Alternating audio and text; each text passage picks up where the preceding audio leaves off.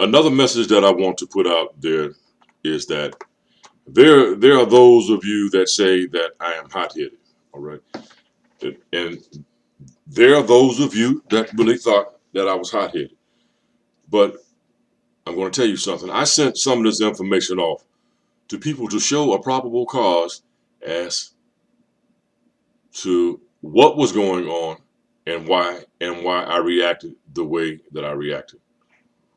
When they got this information and they began to experience it themselves, themselves began to get very angry about it.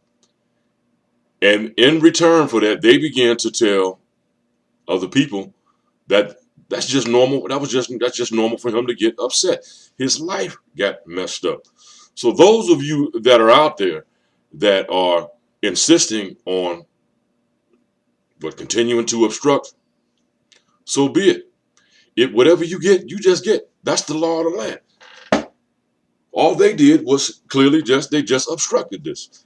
You know, they made you think things about me that were not true, that they knew were not true. And my reaction is just a normal reaction. If not so, and I'm going to repeat this again, then why are the ones that got that information, why did they begin to get angry about it themselves? Because they're telling you that it is just a normal reaction. Now, there are those out there who embedded the mindset of obstructionism into two generations. All right. And these generations, these young kids, they have to be saved from this.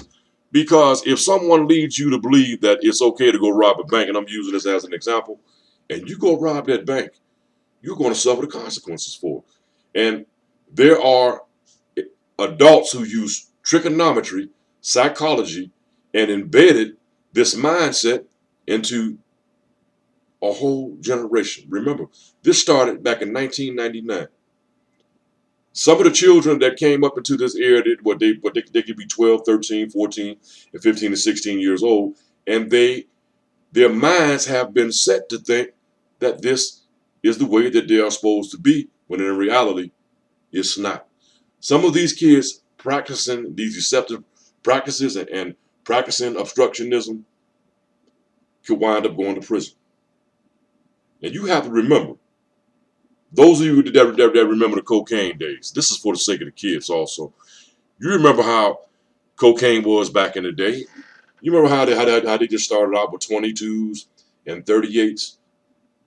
But the kids of the next generation took it to Uzis and Tech Nines and things of that nature.